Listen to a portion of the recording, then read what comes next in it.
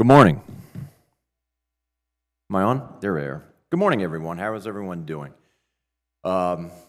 Officiating gets a little attention in here in July and August, and the season starts, and everyone forgets about us, right?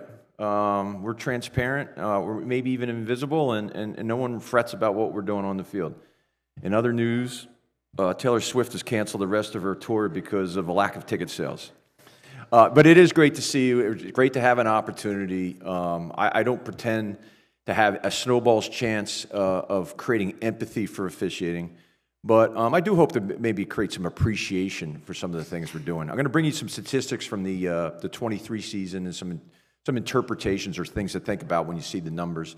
Obviously, I'll talk about the new rules, which there's some big new rules, but that don't actually affect officiating as much as you might think. And then I'm going to bring you two segments to give you some insight into some of the things we're doing. In the first segment, replay. The second segment, where the game is innovating, where it's evolving, and it's challenging officiating. And hopefully it's something that you really hadn't given thought to or have any perspective on, and there'll be some discovery, and that will be worth listening to me for a half an hour. So the statistics from 2023. The Sun Belt column on the right is based on 85 games that we officiated. The scoring is the lowest it's been in 4 seasons. The high was in the last 4 seasons was in 2021 was 57.6 points across all of FBS nationally. So not a lot of change. This is obviously one of the things that's looked at to get an evaluation on whether the rules that delineate the balance or the competitive effect between the offense and the defense is where we want it. And largely, scoring isn't changed. Plays per game is down 5 plays year over year. There's been about a 4.5% variance in the high and the low in plays per game over the last 5-year period. Last year we had a big rule change, and we kept the clock running with a first down and bounds except for the last 2 minutes of each half. That was primarily aimed at taking plays out of the game. So I believe this 5 plays year over year, largely, I can't say wholly, I can't prove it, but I think largely is due to that rule change, as well as an emphasis of the referees to get the clock wound back up systematically in a quick fashion after the ball is run out of bounds and comes back onto the field of play, again, outside of 2 minutes. What's one thing that's really curious to note is that look at the number of plays per game we had on average in a game across FBS nationally and then in the Sun Belt, and then consider in the National Football League last year in the 23 season, they averaged 154 plays a game. Our timing rules are virtually identical now with our change of keeping the clock running for our first down and bounds except for the last 2 minutes of each half. Yet we have this discrepancy in the overall number of plays. I said this last year, I believe, when I addressed you, and I'll say it again this year. There's just a different value of each snap in the 2 different levels. The one played on Saturday and the one played on Sunday. There's not a right or wrong here, but it does show you how the game is played differently between the 2 days each weekend. Game time is down year over year about, I think it was 4.5 minutes. But if you look over the last 4-year span, there's just about a 3% deviation there. So it's rather flat. We didn't take a big chunk of game time out when we had the rule change with first downs. And I didn't expect it to either. We had basically, for every play we took out of the game, we save a minute in the game. I show you the number of replay stops we have here nationally and in the Sun Belt. One of the points of emphasis we have in our officiating program, and by the way, our officiating program, I'm with the Southeastern Conference. I have an officiating program that includes the SEC, the Sun Belt, and the Southern Conference. We have our clinic starts tomorrow in Birmingham, Alabama. We'll have about 270 officials, both on field and in replay across those 3 conferences. In a hotel there. And one of the emphasis we have this year for replay is the amount of time we're taking, specifically the number of reviews that are taking longer than 2 minutes. Our overall replay review time has gone up 21 seconds over the last 3 years. I'm not greatly alarmed at that because our accuracy has improved over those 3 years, and accuracy is number one. But there's a lot of feedback that the game is, that the flow is interrupted too much with replay, and so we're focusing on how often we're stopping it for more than 2 minutes. We had about 22% of our reviews go over 2 minutes last year. We're trying to get that down into the 10 to 12% of overall plays, because there are some plays that do require that much time. Maybe we're stitching together 2 or 3 different camera angles trying to understand exactly what happened during the play. You can see the targeted data here. We're basically on pace with what we're doing nationally. It's basically a targeting once every 6 games. This is flattened out. It's certainly flat year over year, and it's more or less flat over the last 3 years. What do I attribute that to? I attribute it to 2 things. The national training that we've had for replay, we, during the pandemic, start using virtual training more for obvious reasons, and realized that the quality of off-season training for replay went up using the video conferencing platforms, and we continued it. And it shows. We have more consistency nationally on evaluating, is this or isn't this something that we should overturn? What is the standard of indisputable evidence? I think we're more consistent there. The second reason I think targeting is flattened out, and this is probably the most important, is player behavior has changed to match what we're looking for, right? We don't see nearly as much as we used to 10 to 15 years ago. 15 years ago when targeting was instituted. These plays downfield with defenseless receiver, defender going airborne, trying to contact them forcibly in the head and neck area. Player behavior has changed. They understand what we're looking for, and they've reacted, and we're seeing targeting flatten out here. We see, I don't know that I have the hard data on this, but I think this is fairly accurate. We see targeting more on special teams downs now than we see from regular plays from scrimmage. Here's some things to think about in replay. I don't have these numbers up here on the display. This is nationally, all of FBS. 19% of all reviews are for targeting. 22% of all reviews are forward progress in relationship to what we call magic line, either the line to gain or the goal line. And then 25% of all reviews nationally are for catch, no catch, whether it's in the field of play, in the end zone, or possibly catch, no catch for the defense for an interception.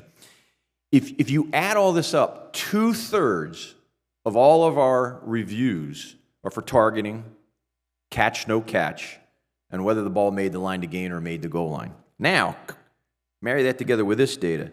For targeting, 48% of the reviews, there's no change to the call on the field. For whether or not we gained a first down or went over the goal line playing, 65% of the reviews have no change. And then lastly, for catch, no catch, including interceptions, 62% all reviews have no change. Why do I bring this up?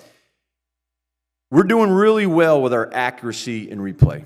Maybe some disagreements in the room, and those disagreements will highlight 2 things. What's the standard of indisputable video evidence?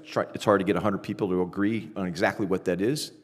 It's also, it's a testament to how much subjectivity is in the replay booth, right? But we're also, our accuracy has gotten to a very good place. We're being asked about what we can do and how much impact we're having to the flow of the game. There's a big difference between NCAA and NFL replay. In the NFL, the teams decide when a team has enough competitive impact that we need to stop it and look at it. In college, we're asking a replay official to watch each of 180 plays on average to stop the game. And that's why we're stopping the game as much as we do and coming up with something on the order of about 65% of the time we're not changing anything because we're not making we haven't made the standard of indisputable video evidence to overturn. We're operating really well, in my opinion, inside how the model for replay works in the NCAA. But for those of you that are concerned about how it's impacting the flow of the game, we're going to need a different model to have a substantial change in that area. You've heard me talk in past years probably about a hybrid model, where maybe in college we automatically review a certain subset of the reviewable elements of the game, and then everything else becomes coach's challenge. The teams decide when the play has enough competitive impact such that we need to stop the flow of the game and go look at it in replay. Things that are talking about what would be automatic: targeting, scoring plays, change of possession. New rules this year. The big one that everyone's talking about is the introduction of technology on the sideline. We've passed 2 rules in the NCAA to make it permissive for, one, having coach-to-player communications by way of a radio set speaker that's in up to one player's helmet on each side of the ball, very identical to how it works on Sunday. And the second is the use of tablets to look at video of that game on the sidelines during the game. That is actually different than the NFL. The NFL has tablets on the sideline, but the NFL still only has still photographs. When the NFL is using their tablets on the sideline, they're looking at still shots. They're not allowed to use full motion video. College is allowing full motion video. They're not allowed to have any analytics being shown. They can't use any video of games other than the one they're currently in. Perhaps they put a library of video together on their opponent during scouting during the week. They're not allowed to look at that during the game. They're allowed to look at the television production feed of the game, as well as 2 coach cameras, the one in the end zone and the one at the high 50, sometimes known as the All-22. We also have introduced a 2-minute timeout. Not a 2-minute warning. It was intentional. Don't know necessarily why, but we're calling it a 2-minute timeout. But the mechanics of it are very identical to what you see on Sundays. I wasn't in the room when it was discussed, but I believe the impetus for adding the 2-minute timeout was largely due to the television partners wanting a natural break at the end of the half to use their last media timeout for that half. And let me emphasize this. This rule change does not, let me repeat, does not add an additional media timeout to the second and fourth quarters. The television partner is simply holding back that last one to use at the 2-minute timeout. The second reason that the rule change, the impetus for the rule change was we have a variety of timing rules that change at the end of the half, right? Runner going out of bounds, when the ball comes in, we're going to wind it, except for in the last 2 minutes and a half. First down inbounds, we're going to keep the clock running, except for the last 2 minutes of each half.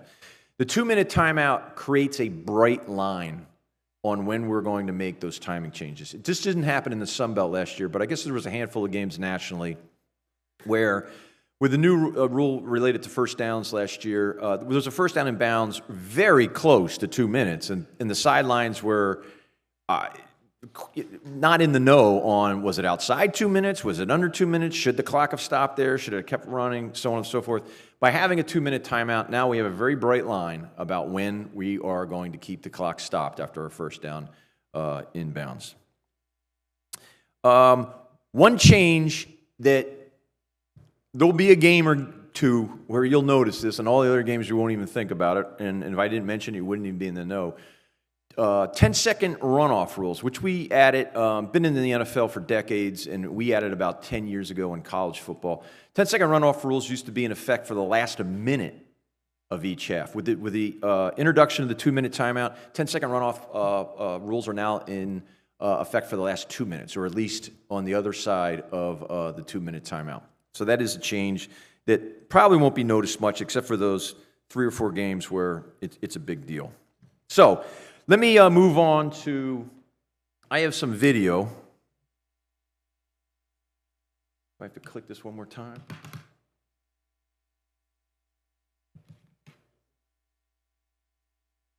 Yep, there we go. I'm going to show you 2 replay clips. The first one, you're going to see back-to-back plays. By the way, these are SEC plays. I don't have the audio married together with a video for Sunbelt, and that's why I'm using SEC plays. What you see here is exactly the way things transpire with inside a Sunbelt game, including the collaborative replay. So this first clip is back-to-back plays from the, I believe it's the 2022 SEC championship game, and you're going to hear 3 voices. One, what you're going to hear first, is very faint. You're probably not going to make out what's being said. It's not important. And I'll explain why it's not important at the end of the clip. And then you'll hear 2 very clear voices. The first clear voice is going to be the replay official that's in the replay booth in the stadium. And then the second voice is the collaborative replay official that's in our video center in Birmingham. And Sunbelt uses collaborative replay also in our video center in Birmingham. No subs. All right, 26-35 pass. He's away. He's clean. Catch stands. Yep. Again. Minus 37. I'm sorry, 32. Minus 32. 30. All right. Have him going over him, Chuck. Oh, for sure. Yeah. Yeah, Mitch. Good. Yep. Good job. Yeah, you can definitely see it there. Right over the top. Yep. Yep. Hey, he's got a good shot too. Pass. Balls out. He's clean. Catch first down. See the hit. All right, minus 41. Hash 1. Good with the hit. Yep. Shoulder. Turns. Yep. 41 to 49. Over the ball. Hands on the ball. Here we go. Yep, we're good. First down. So I wanted to give you an appreciation for, there's a rhythm and cadence going on in that booth, right? It's nonstop. What you just saw for 2 consecutive plays goes on for 180 plays of every single game. I'm trying to dispel the myth that if we didn't stop the game, we didn't look at it. College football has failed, right? This is what we're trying to sell to you, that this is what's going on, and we're not getting credit for it. Faith is usually defined by believing in something that you can't see, right? We, the leaders of college football officiating, haven't landed faith in this is what's going on. And I'm trying to give you that appreciation that's going on. I'm trying to give you an appreciation for how frenetic it might get because of a tempo offense, right? They were lined up for the third play in just that, 25, 28 seconds of video that we're showing. But you had a replay official that knew the software, knew how to manipulate it, knew what camera angles to go to. They keep like a geometry in their head of where these cameras are. They're not methodically going from cameras 1 through 6. They know, hey, on this play, I probably need the low end zone on the left-hand side as opposed to the high end zone on the right-hand side or whatnot. And they're very adroit of going through those camera angles quickly, although a tempo offense does push us really hard. And we're thinking out loud. That's the other thing, right? To have a process that where we collaborate, you can't be silent, right? Because your partner, your over-the-shoulder partner, doesn't know what's going on. There obviously we're evaluating the potential for targeting on both those plays. Let me set up the second replay clip.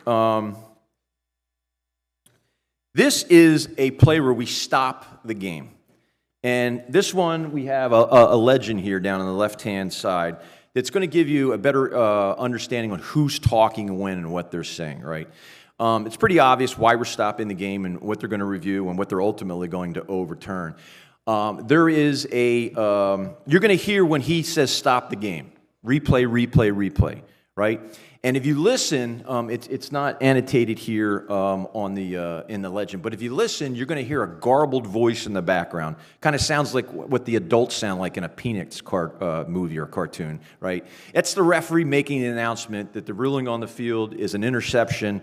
This play is now under further video review. And then after that garbled message, up here at the top, where it says review time, and right now the boxes are blank, you're going to see green 0 come up and then start counting up. That's the review time. And that's the point where the referee has finished his announcement and he's running over to put the headphones on his head. Let's listen in here.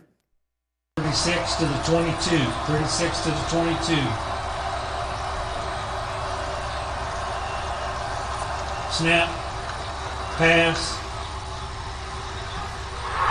Intercepted. Ruling on the field. Make sure he's got it. Yeah. He's bobbling the He's ball. bobbling. I know. Stand by, David. Chuck, he going down to try to get it. He does not have control. This is not it. Stop it right now. Yeah, stop it. Replay. He does not have firm control. The ball moves without his control. An interception, and he does not have firm control going out of bounds. Make sure we have the previous spot. Is at 36. Take it back a little bit further, Jordan. We got plenty of time, Jordan. Don't rush through this. This is huge. Yeah. When he hits his knee, he does not have firm grip and control. Yeah, he does not. Yep. Okay. Yep. does not have firm grip and control. I totally agree with you. All right, Jordan, I'm here listening. David, we're going to take our time with this. Show David. He does not have firm grip and control on this interception. So we're going to overturn this to an incomplete pass, and I'm going to give you your previous spot. So it will be third down at the previous spot. Yes, you need your previous spot. 3rd and 14 at the 36, right? Yeah, 3rd and 15 at the 36. So we 3rd and 15 at 36. I don't think they ever move, so I think we're good at the 36. Okay, sounds good. So we'll go 36 left hash, and it'll be third down, correct? Yes. Okay, Third got down. it. Thank you. No clock adjustment. So, because it's incomplete pass. Got it, Scott. What am I trying to do there? First, give you an appreciation of what's going on, right? Another myth. The reason replay takes so long is we got to wait for the referee to go all the way over the sideline, put the headphones on, to even start the review, right? You see here that the review was about a third over before they even stopped the game, right? That's the first thing you picked up from that clip. When David Smith got over to the headphones and said, hey, I'm here, the ruling on the field is a catch for an interception, they were almost done the review. They had basically gotten to the point, they were getting confirmations from each other. Again, it's a collaborative process. But they would basically come to the conclusion that we need to overturn this to an incomplete pass before the referee even got over to those headphones. Why does he go over there? Why do we have that monitor on the sideline? The reason we have the monitor on the sideline is if we're going to overturn a play and we need the referee to describe why we're going to overturn the play, he can see the play, right? In the days, and I used to be on the field back in these days, in the days before we had the monitor, it became an exercise of the blind man and the elephant, right? I had these guys up top, they're looking at video, telling me why we're going to overturn a play, and I was in the blind. Like, I had to take their word for it, and I had to ask questions. Was it the left foot? Was it the right foot? Did he drag it? You know, with the monitor, he sees it, and he can be a much more accurate describer of what the video evidence is that was indisputable to overturn the play. The second is, and you heard it here towards the end of this clip, when we overturn a play, there's 5 pieces of information we need to make sure that we get accurate, right? Where's the ball going to be spotted? Where's it going to be laterally on the field? What are the down and distance going to be? And do we need to do anything to change the clock? And that's yes, we have an earpiece that is in, gives us a communication link to the communicator up in the replay booth. But trust me, it's not nearly as robust as the headphones that you could put on the sideline to have a crystal clear conversation to get those 5 pieces of information accurate. Because if you don't get them accurate, it's pretty big impact on the game.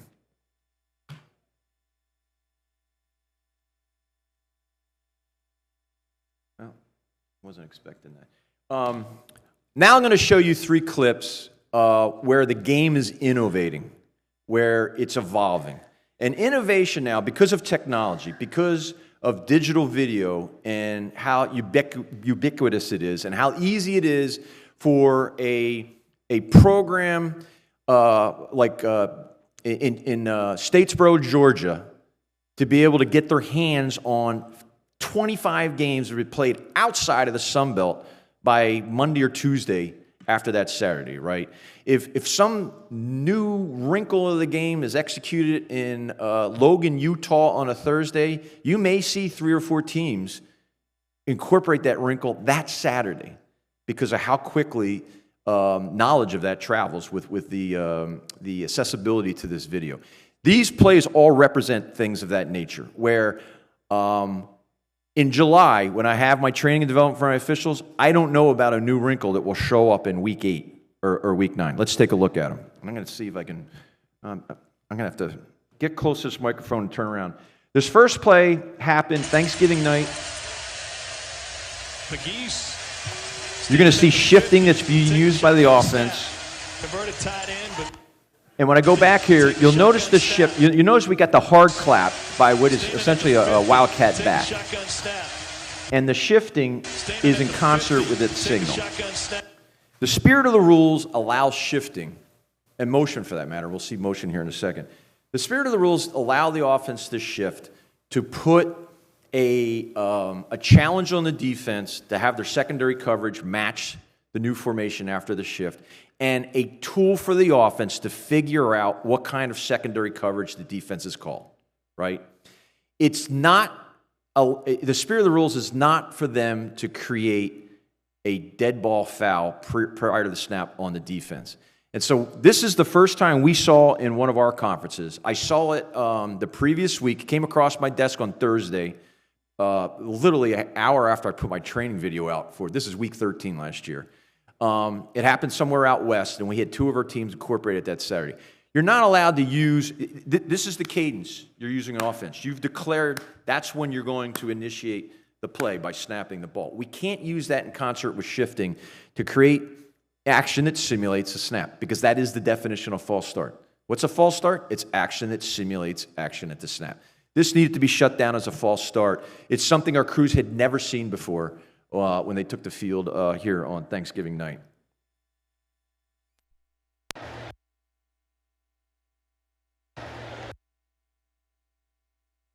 Something else we've seen, this has been going on now for at least 5 or 6 years, what we call coordinated stemming. Everyone knows what stemming is. It's a shift basically on the defense where they're going to change their defensive alignment on the down lineman on the defensive side of the ball. Because of how we're officiating coordinated stemming, we're defining a stem of a lateral movement by a defensive lineman that is at least changes your head up to gap or gap to head up, right? If you move any less than that, it's not a stem. It's an action that's designed to make your opponent false start. If you stem, you have to laterally move at least head up to gap or gap to head up. We're also not going to allow, coordinated stemming is usually done on a signal from a defensive player. We're also not going to allow that signal to come from a lineman. It has to come from a linebacker. And let's watch what happens here. I believe it's number 2 here. There, you barely see a dip of his shoulders. He's calling the signal out, so they're fine. And then my 3 linemen on the left, they're all changing at least head up the gap or vice versa. We're all good with that. Let's look at our 2 guys over here. Let's watch the down defensive lineman that's over the left tackle. He's moving his left arm there intentionally at the same time as his teammates are moving, the same time the signal's coming from linebacker number 2. That's not a stem. That's action designed to try to get your opponent to false start. Now let's watch the flexed out defensive end. He's going to start by decreasing his width, right? I'm okay with that. But then we got this action here, right? Again, that's not a stem. Right? That's action designed to try to get your opponent to false start. These are the guidelines that I'm giving my officials to officiate these plays. And by the way, this framework of what we call a framework of judgment, this interpretation of the rules is exactly that. It's interpretation of the rules. The rules don't spell out what exactly is allowed in this scenario because John McDaid's opinion, the rules don't evolve quick enough to match the evolution of how the game is coached and played. The last play I have for you. We're going to play right here. If we're reading this formation, right, we've got a receiver at the top of the screen on the line of scrimmage. We have 2 split receivers at the bottom of the screen. The furthest out is on the line of scrimmage. The slot is off.